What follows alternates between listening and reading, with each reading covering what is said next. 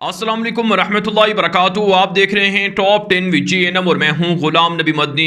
दुनिया भर से आज की 10 बड़ी और इंतहाई अहम खबरें जिन पर आज हम बात कर रहे हैं। नाज़रीन किराम, आज 14 मार्च 2021 है और आज दिन है इतवार का। ये टॉप 10 विद GNM का दोपहर का बुलेटिन है। खबरों का सिलसिला शुरू कर लेते हैं। जो आज की पहली बड़ी खबर है ये मकबूजा कश्मीर से है। मकबूजा कश्मीर के अंदर भारतीय दरिंदगी आज भी जारी है और कश्मीर के अंदर मजीद शुपियाँ के इलाके में 2 कश्मीरी नौजवानों को दहशतगर्द करार देकर फेक इनकाउंटर में शहीद कर दिया गया है, जबकि सर्च ऑपरेशन के नाम पर 5 कश्मीरियों को गिरफ्तार करने की इतलात भी मौसूल हो रही हैं। गुज़श्ता रोज़ भी भारत ने मुख्तलिफ इलाकों से 12 से ज़ायद कश्मीरी नौजवान गिरफ्तार किए थे। सर्च ऑपरेशन के नाम पर, फेक इनकाउंटर के नाम पर कश्मीरियों पर जुल्म बढ़ता जा रहा है, लेकिन अभी काम मुजाहिदीन भी भारतीय फोर्सेस पर हमले कर रही हैं और ताज़ा जो रिपोर्टें मौसूल हो रही हैं कि गुज़श्ता 24 घंटे के दौरान भारतीय फोर्सेस पर मुजाहिदीन के हमलों में 15 भारतीय फौजी पुलिस एहलकार ज़ख्मी और हलाक हुए हैं। इसके अलावा नाज़रीन काम इत्तलात सामने आ रही हैं कि हिंदुओं के मुक़द्दस मकामात की ज़ियारत के लिए मोदी दहशतगर्द की जानिब से कश्मीरियों को तंग किया जा रहा है और रिस्ट्रिक्शंस लगाई जा रही हैं। यात्रा के नाम पर कश्मीरी लोगों को हिरासा किया जा रहा है।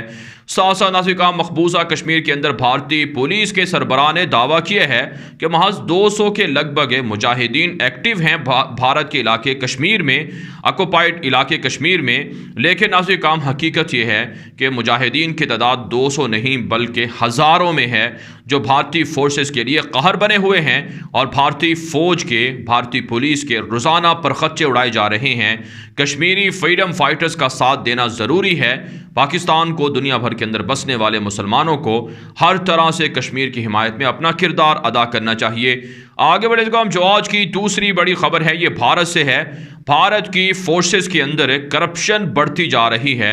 एक ताज़ा रिपोर्ट सामने आ रही है कि भारतीय फ़ौज के लिए नई भर्तियों में एक बड़े पैमाने पर करप्शन का स्कैंडल सामने आया है, जिसमें भारतीय फ़ौज के सीनियर जर्नल और अहदेदार और अफसरान मुलव्वस पाए गए हैं। इस स्कैंडल की तहकीकात के लिए CBI जो इदारा है भारत का, उसको ऑर्डर दिया गया है कि वो तहकीकात करे। इससे पहले भी दुनिया भर के अंदर भारतीय फ़ौज के अंदर करप्शन की कहानियाँ मशहूर हो चुकी हैं और भारत की दुनिया भर के अंदर जग हसाई भी हो चुकी है। साथ साथ नाज़रीन काम किसानों की तहरीक भारत के अंदर उरूज पर है।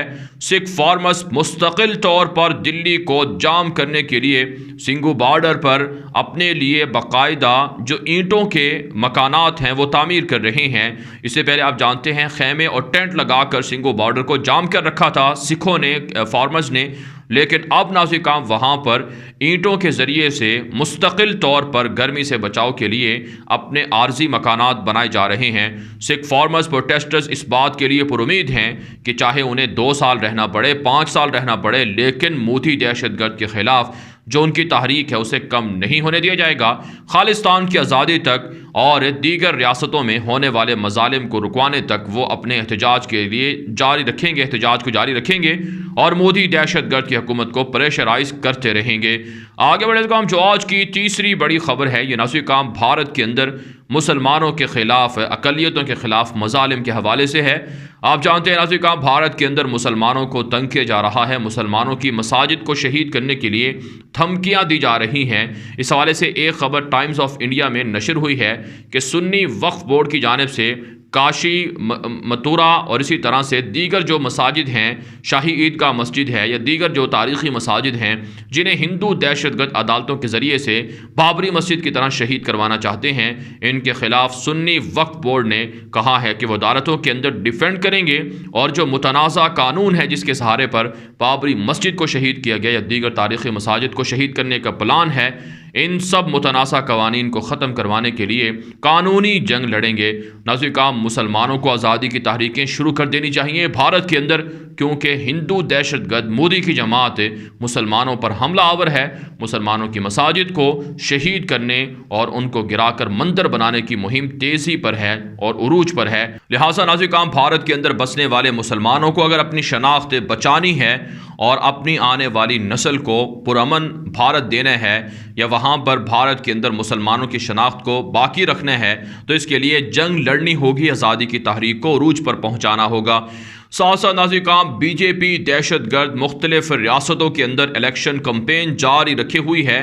اس حوالے سے جو عیسائی تنظیمیں ہیں، عیسائیوں کو وہ یہ کہہ رہی ہیں کہ آپ کو کبھی بھی CAA جیسا متنازع قانون نہیں بھولنا چاہیے، جس میں ہندو دہشت گرد بی جے پی کی حکومت نے یہ اعلان کر دیا تھا کہ چاہے چرچ ہوں یا پھر مساجد ہوں، ان سب کو گرا کر مسجدوں کو شہید کر کے ان کی جگہ مندر تعمیر کیے جائیں گے۔ عیسائیوں کو بھی بی جے پی کی غنڈہ حکومت سے خطرہ ہے، لہٰذا آسام کے اندر، کیرالہ کے اندر اور ویسٹ بنگال اور دیگر ریاستوں میں جہاں الیکشن شیڈول ہیں وہاں پر بی جے پی کو ووٹ نہ دیے جائیں۔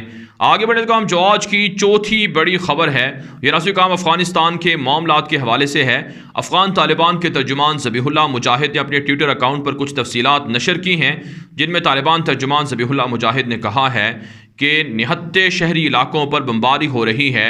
ایک ہسپتال کو ٹارگٹ کیے ہے دشمن نے ننگرہار کے اندر، جس میں مریضوں کو نقصان پہنچا ہے اور ہسپتال کو بھی شہید کر دیا گیا ہے۔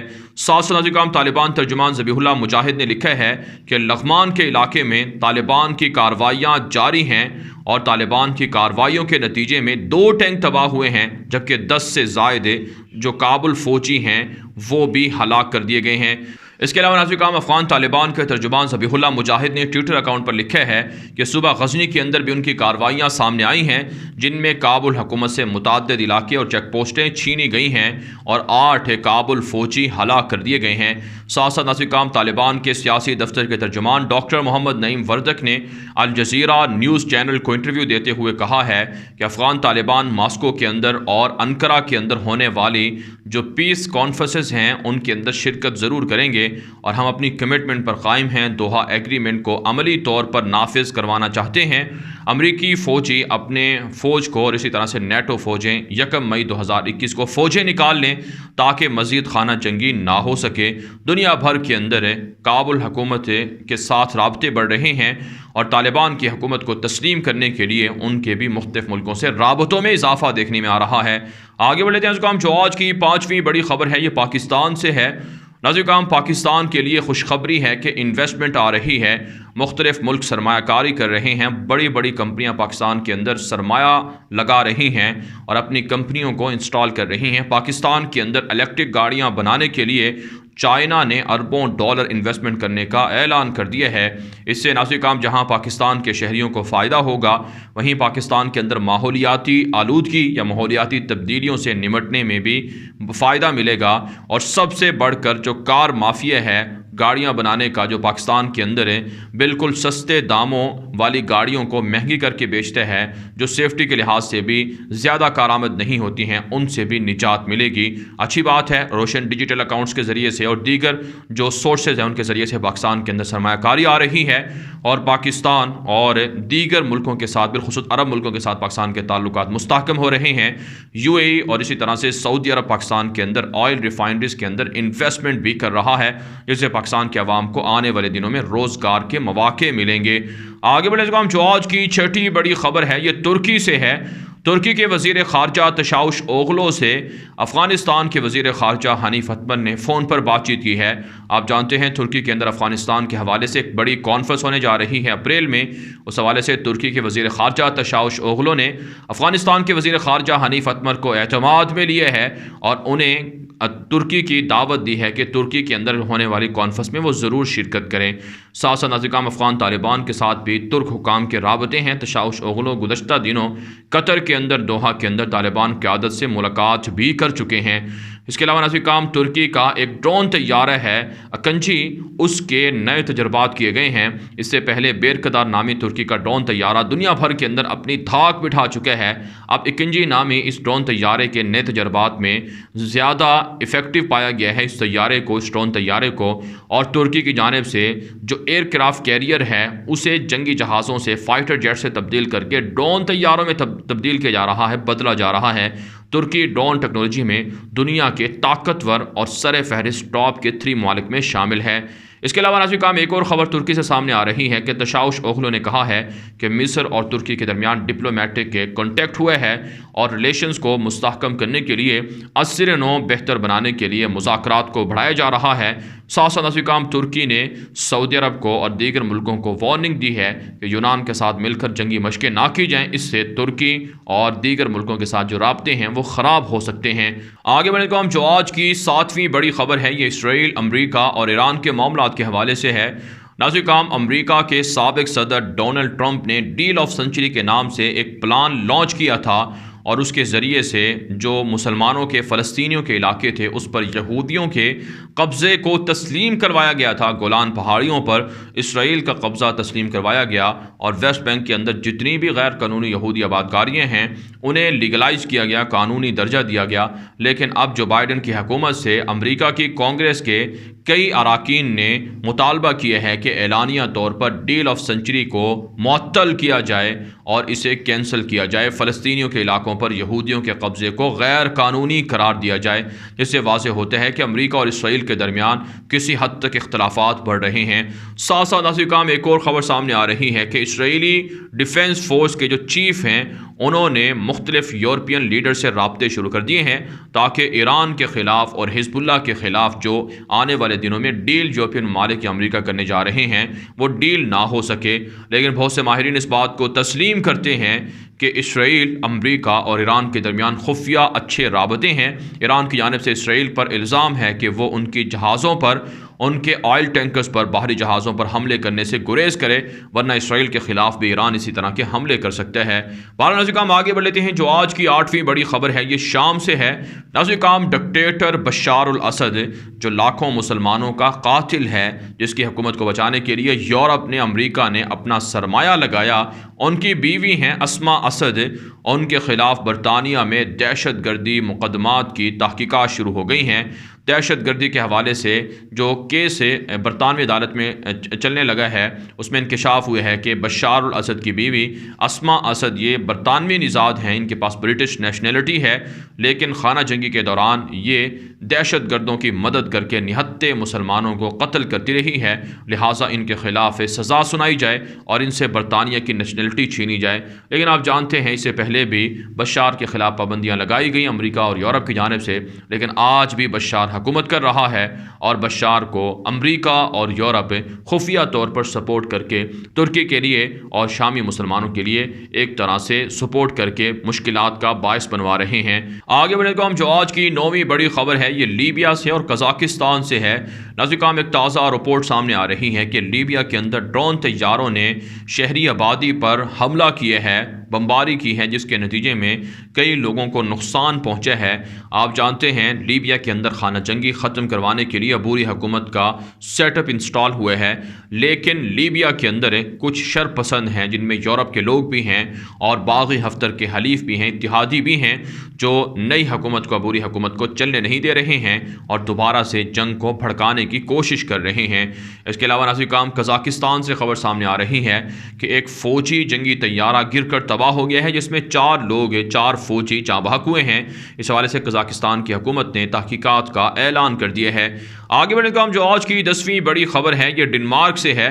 ناظرین کرام ڈنمارک کے اندر مسلمانوں کے خلاف ایک نیا قانون بنایا گیا ہے جس میں مسلمانوں کو مساجد کے لیے ڈونیشن لینے، چندہ لینے، اسلامک سینٹرز کے لیے، مدرسوں کے لیے چندہ لینے سے روکا گیا ہے۔ آپ جانتے ہیں یورپ کے مختلف ممالک کے اندر مسلمانوں کے خلاف سخت قوانین بنائے جا رہے ہیں، نفرت کا، تعصب کا رویہ بڑھتا جا رہا ہے۔ اس سے پہلے سویڈن کے اندر اور ہالینڈ کے اندر اس طرح کے قوانین بن چکے ہیں کہ مسلمان جو خواتین ہیں وہ پبلک مقامات پر حجاب یا برقع نہیں لے سکتی ہیں، اور ساتھ ساتھ پیرس کے اندر، فرانس کے اندر مسلمانوں پر اتنا تشدد ہو رہا ہے، متنازع قوانین کے ذریعے سے مسلمانوں کی مساجد کو سیل کیا جا رہا ہے۔ 90 مساجد سیل ہو چکی ہیں اور کئی سکولوں کو، اسلامک سینٹرز کو سیل کر دیا گیا ہے۔ مسلمانوں کے خلاف فرانس کے اندر، جرمنی کے اندر، اٹلی کے اندر، سویڈن کے اندر اور اب ڈنمارک کے اندر، ہالینڈ کے اندر قوانین بن رہے ہیں۔ لہٰذا دنیا بھر کے اندر بسنے والے مسلمانوں کو یورپ کے اسلاموفوبیا کے خلاف مل کر لڑنا چاہیے۔ اگر فرانس اور یورپی ممالک مسلمانوں کے خلاف پابندیاں لگائیں گے اور مسلمانوں کی مساجد کو سیل کریں گے تو پھر مسلمان ملکوں کو بھی ان ملکوں کے سفارت خانے ایمبیسیز بند کر دینی چاہیے، ان کے ساتھ تعلقات ختم کر لینا چاہیے۔ آخر کب تک مسلمانوں کو یورپ کے اندر اتنے مسائل کا سامنا کرنا پڑے گا؟ اس کے لیے یورپ کے اندر بسنے والے 1.5 کروڑ سے زائد مسلمانوں کو بھی باہر نکلنا ہوگا اور اپنی آزادی اور اپنی شناخت کی جنگ لڑنا ہوگی۔ پالا ناظرین، دنیا بھر سے تھی آج کی 10 بڑی خبریں۔ ان خبروں کے حوالے سے آپ کی کیا رائے ہے؟ اپنی رائے کامنٹ کے ذریعے سے ضرور ہم تک پہنچائیں۔ مزید خبروں کے لیے آپ ہمارے ٹویٹر اکاؤنٹس دنیا میرے آگے، غلام نبی مدنی اور ہمارے نئے فیس بک پیج غلام نبی مدنی کو فالو کر لیں۔ آج کے لیے اتنا ہی، اجازت دیجیے، اللہ حافظ۔